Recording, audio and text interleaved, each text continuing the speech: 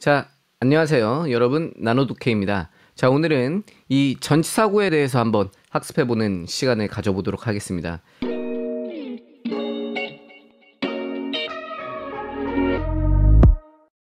이 전치사구는 사실 한국말에 없는 문법사항이기 때문에 한국 학생들이 이해하는 데 있어서 굉장히 어려움을 겪는 문법사항입니다. 자, 사실 한국 학생들이 전치사구를 해석을 하는 것들을 살펴보자면 이 전치사구가 갖고 있는 정확한 의미를 파악을 하고 이게 문장 안에서 하고 있는 정확한 역할을 파악을 해서 해석을 한다기보단 최소한으로 확보된 문맥을 통해서 거의 글짓기를 하는 것과 다름없는 해석을 하는 경우들이 굉장히 많습니다. 자, 이렇다 보니까 이 전체적인 맥락이 파악이 되지 않는 경우에는 이 지문 안에서 정말 자주 출제되는 이 전치사구에 대한 해석을 놓치기 십상입니다.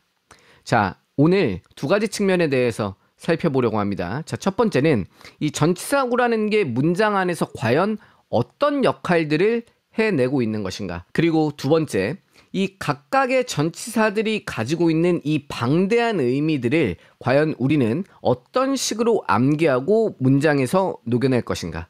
자, 그러면 본격적으로 이 전치사구에 대한 학습 시작해 보겠습니다. 자, 우선 전치사의 정의부터 살펴보도록 하겠습니다.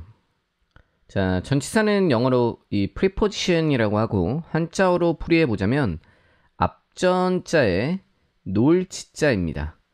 자, 두 용어에서 모두 앞에 위치한다라는 의미를 내포하고 있다는 걸 알 수 있는데요. 여기서 무엇 앞에 위치한다는 정보는 빠져 있네요.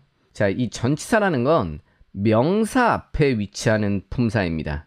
자, 전치사는 뒤에 나오는 명사와 한 덩어리로 우선적으로 결합합니다. 그리고 이 덩어리를 전치사구라고 부릅니다. 자, 간혹 뒤에 나오는 명사를 생략하고 혼자서 부사 역할을 하는 경우도 있지만 보통의 전치사는 명사와 한 덩어리로 합쳐져서 문장 속에서 본인의 역할을 한다고 보시면 됩니다. 자, 그러면 이 전치사구가 하는 역할이 무엇이냐? 우리는 이 역할을 두 가지로 나누어서 생각해 볼 수 있습니다. 자, 여러분, 이 부분은 집중해서 보셔야 됩니다. 전치사를 해석하는 데 있어 가장 중요한 부분 중에 하나입니다. 자, 명사 앞에 위치해서 이 명사랑 한 덩어리를 이 전치사구로 이룬 후에는 문장 속에서 수식어 역할을 하게 됩니다. 자, 상황에 따라서는 형용사처럼 앞에 나오는 명사를 꾸미기도 하고 또 상황에 따라서는 부사 역할로서 문장 전체를 꾸미거나 동사를 꾸미기도 합니다. 자, 전치사는 이렇듯 명사와 결합해서 공간이나 시간, 추상 등의 의미를 부여해 줄 수 있는 수식어로서 기능하는 것입니다. 자, 방금 들었던 내용들을 예문들을 통해서 한번 살펴보도록 하겠습니다. 자, 이 첫 번째 문장을 한번 해석을 해보자면, 자, 나는 내 방 안에서 흥미로운 책을 읽었다라고 보통 해석을 하게 됩니다. 여기에서는 이 in이라는 전치사가 뒤편으로 나오는 my room이라는 명사와 전치사구로서 결합을 하여서 이 read라는 동사를 꾸미게 된 것입니다. 나는 흥미로운 책을 읽었는데 방 안에서 읽었다라는 의미가 된 것입니다. 자, 근데 이 문장을 나는 방 안에 있는 책을 읽었다라고 해석을 하면 틀릴까요? 자, 방 안에 있는 책이라고 해석을 하게 되면 이 in my room이라는 전치사구가 더 이상 read라는 동사를 꾸미게 된 게 아니라 앞에 있는 interesting book이라는 명사를 꾸미는 형용사 역할이 된 것이죠. 자, 그러면 이 두 가지 해석 중에 어떤 해석이 맞을까요? 앞뒤에 문맥이 없다면 우리는 둘 중 어떤 것이 맞는지는 정확하게 알 수가 없습니다. 자, 둘 다 가능한 해석이 되는 거예요. 자, 우리가 앞서 이야기했었던 이 전치사구가 부사 역할을 한다 혹은 명사 수식 역할을 한다라는 게 결국 이런 의미입니다. 문장 안에 존재하는 다른 명사를 꾸며서 형용사 역할을 하던가 아니면 문장 전체나 동사를 꾸며서 부사 역할을 할 수 있게 되는 것이죠.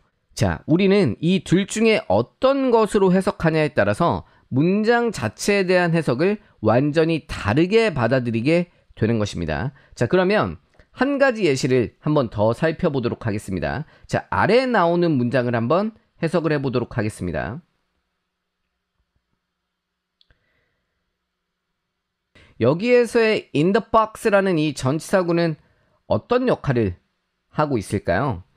자, 대부분의 이 문장을 보는 여러분들께서는 상자에 있는 책을 읽었다라고 해석을 하셨을 가능성이 큽니다.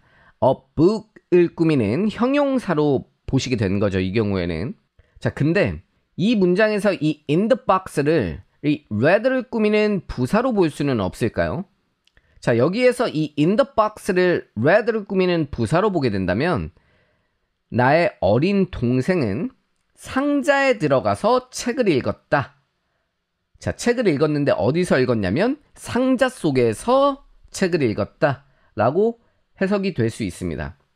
자, 우리의 일반적인 상식선에서는 가능성이 적기는 하지만 동작의 주체가 어린 동생이라는 점을 감안을 해보자면 꼭 불가능해 보이지만은 않습니다.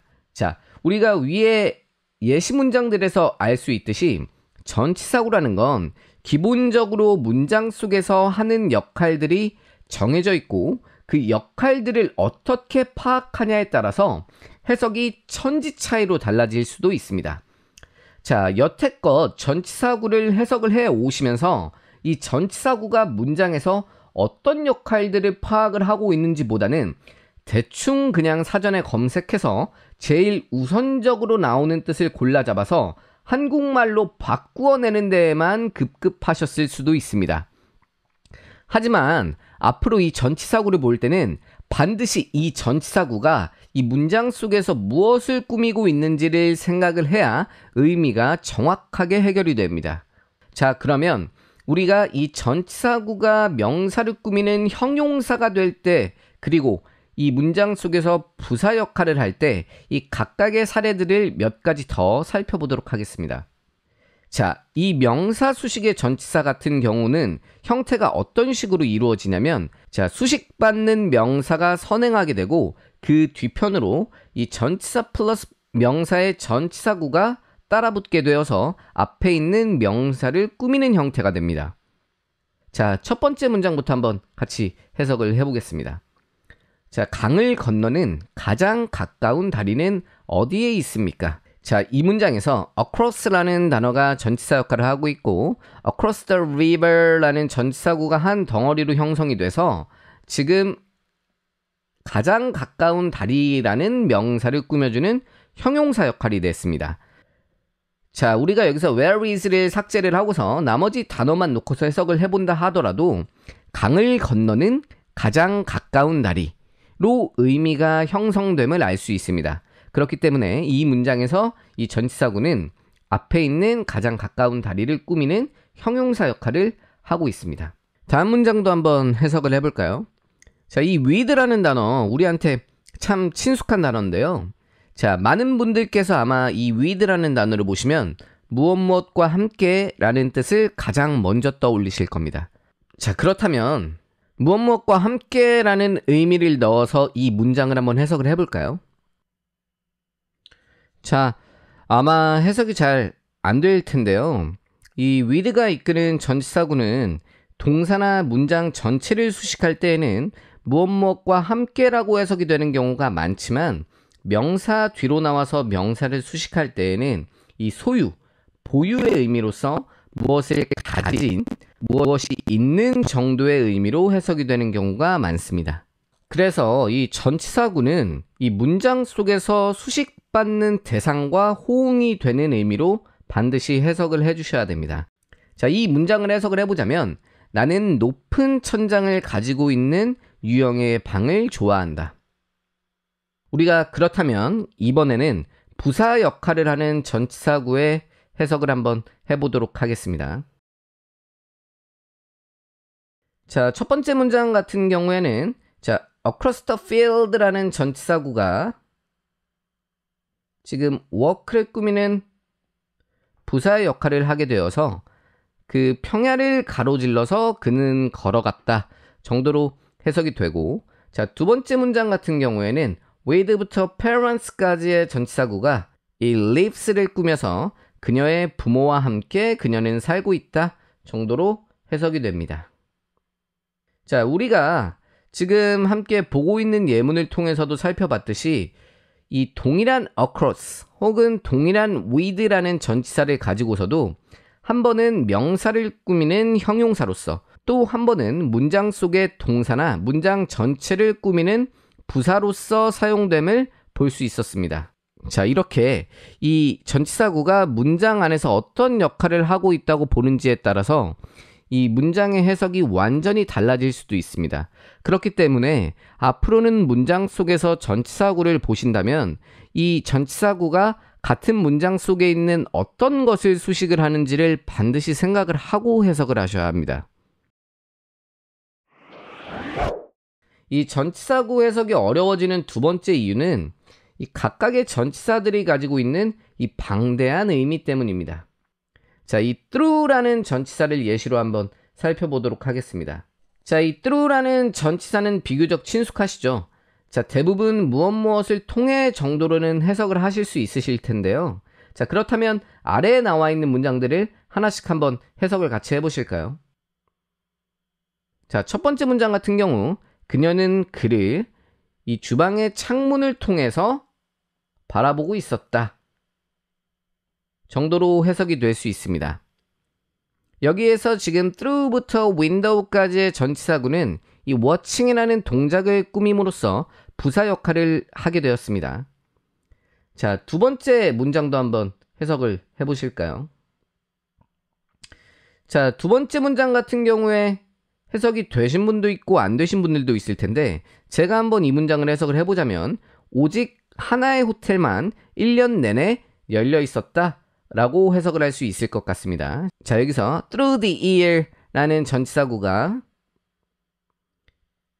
열려 있었다 라는 동작을 꾸밈으로써 부사 역할을 수행하고 있습니다.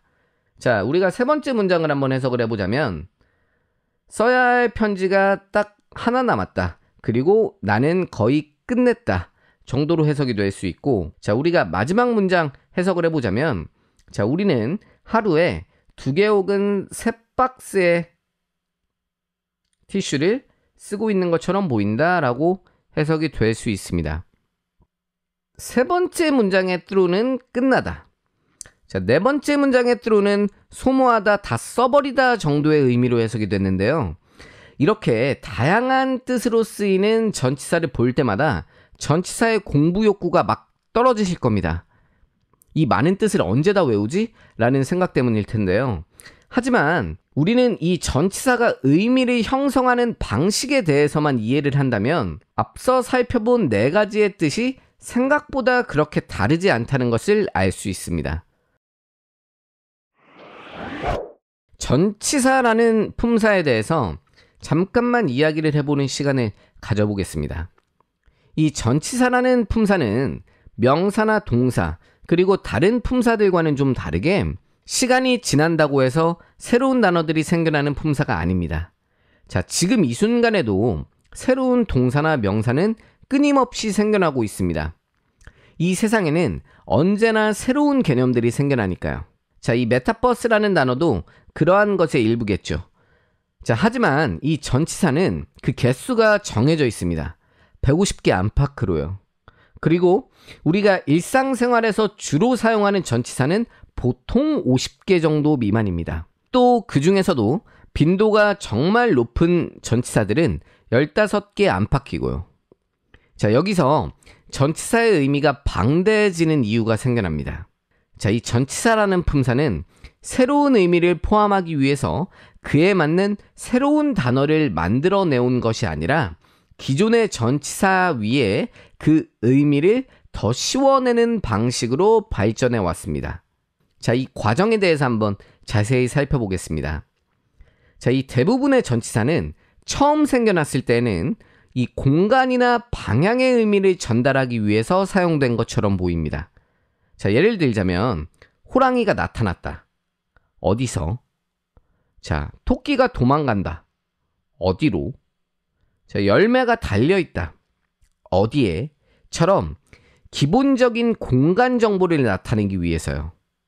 자, 하지만 인간의 문화가 점점 발전하고 시간에 대해 표현해야 될 필요가 점점 생겨나면서 그에 맞추어 새로운 전치사가 필요했지만 이것들을 새로 만들어내기보다는 기존에 존재했었던 공간의 전치사 위에 그 의미를 더 씌운 것처럼 보입니다.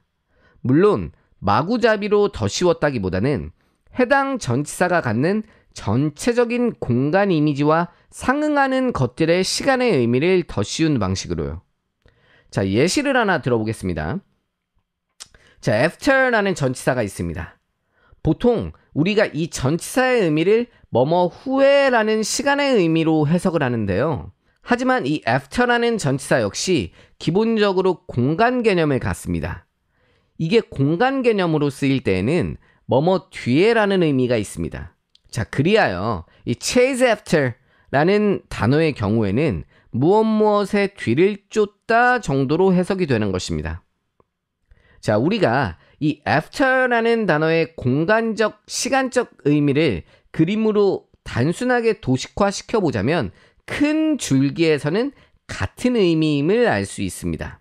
자, 우리가 예를 들어 x after y라는 덩어리를 공간 개념으로 살펴보자면 y가 앞에 있고 x가 뒤에 있다라고 살펴볼 수 있고, 이것을 시간 개념으로 보아서 x와 y를 각각의 사건으로 생각을 해보자면 y를 선행사건, x를 후행사건으로 생각해 볼 수 있습니다.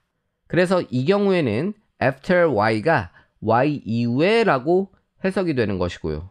우리는 이 각각의 전치사의 뜻을 하나씩 다 외우려고 하기보단 전치사가 주는 전체적인 공간적인 이미지를 파악을 하고 그 공간적인 이미지를 기반으로 하여 시간과 추상으로 의미가 확장이 될 때 어떤 식으로 퍼져나가는지를 캐치해 나가야 이 전치사구의 방대한 의미를 해결할 수 있습니다. 자, 우리가 이 과정을 앞서 보았던 through라는 전치사를 통해서 살펴보도록 하겠습니다. 자, 이 through라는 단어는 기본적인 공간 의미로 관통의 뜻을 갖습니다. 자, x through y의 형태를 예시로 들어서 설명을 하자면 x가 밖에서부터 y의 안을 뚫고 들어와서 밖으로 나가버린다는 것이 가장 기본적인 의미입니다. 자, 그렇기 때문에 이 through의 가장 기본적인 공간 의미가 무엇을 통해, 무엇을 뚫고, 무엇을 거쳐 등의 뜻이 되는 것입니다. 자, 이에 따라서 아까 봤던 예문을 다시 한번 해석을 해보자면 그녀는 주방의 창문을 통해서 그를 바라보고 있었다. 이 관통의 대상이 주방의 창문이 됨으로써 주방의 창문을 통해서 그를 바라보고 있었다라는 의미가 됩니다. 자, 그렇다면 이 through라는 단어가 시간 개념으로 의미가 확장된다면 어떤 의미를 갖는지 살펴보도록 하겠습니다. 자, 이 through라는 단어가 시간적 개념으로 쓰일 때에는 보통 무엇 내내라는 뜻으로 쓰입니다. 자, 그리하여 이 시기가 시작되고 나서부터 끝날 때까지 모두라는 의미가 되고 시간상으로는 내내라는 뜻이 되는 것입니다. 자, 그래서 이에 맞추어서 아까 봤었던 예문을 다시 해석을 해보자면 오직 하나의 호텔만이 1년 내내 열려 있었다. 여기에서 the year 같은 경우가 관통의 대상이 되고 이 해가 시작됐었던 그 순간부터 끝날 때까지 내내라는 의미를 갖게 되는 것입니다. 자, 마지막으로 through가 추상적인 개념으로 쓰이는 문장들을 한번 해석을 해보도록 하겠습니다. 자, 이 through 뒤편으로 상황이나 혹은 관계 혹은 과정의 개념이 쓰인다면 그것들이 종료된다는 의미가 되기도 합니다.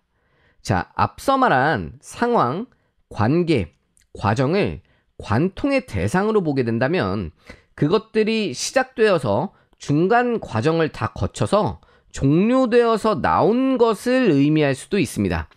자, 이 경우에 through 같은 경우에는 중간 과정보다는 다 뚫고 나온 부분이 더 강조되고 있음을 알 수 있습니다.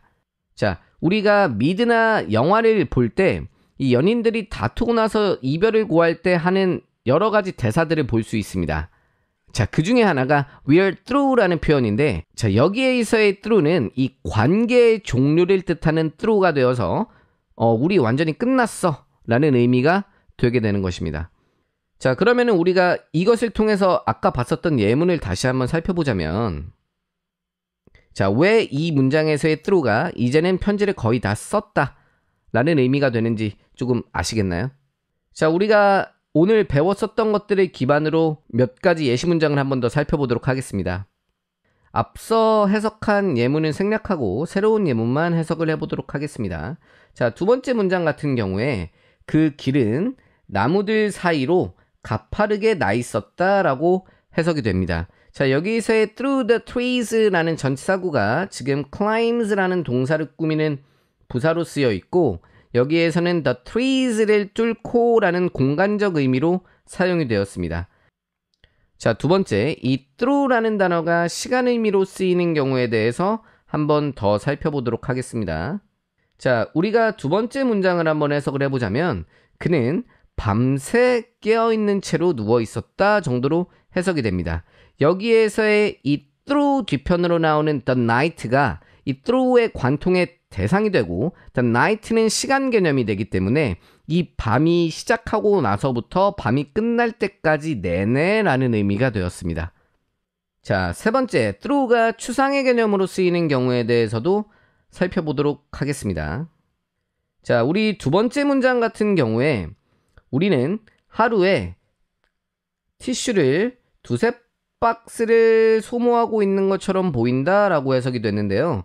여기에서의 through는 두세 박스의 티슈를 관통의 대상으로 둠으로써 무언가를 쓰기 시작해서부터 다 쓴다라는 이 소모와 소진의 의미로 쓰였음을 알 수 있습니다. 그렇기 때문에 다 써버리다, 다 소모하다 라는 의미가 되는 것입니다.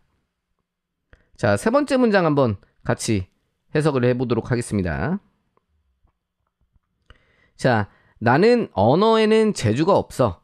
그래서 그 시험에 절대 통과하지 못할 거야 정도의 의미로 해석이 되고, 여기에서 through의 관통의 대상은 시험이 됨으로써 이 시험의 시작부터 끝까지 이 시험을 제대로 완수해냄을 의미하게 됨으로써 시험에 통과하다라는 의미가 됩니다.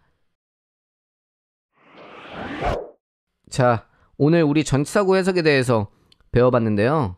자, 이 과정을 간략하게 다시 한번 정리를 해보자면, 일단 전치사구는 문장 안에서 수식어로서 사용이 되기 때문에 이 문장 속에서 이 전치사구가 수식하고 있는 대상이 무엇인지 반드시 먼저 파악을 하고 그 대상과 호응하는 해석을 해줘야 하며, 이 전치사구의 방대한 의미는 이 전치사가 가지고 있는 기본적인 공간 개념을 베이스로 해서 그 위로 시간, 추상 개념으로 의미를 확장해 나가는 방식으로 이 전치사의 뜻을 학습을 해 나가야 한다는 것입니다.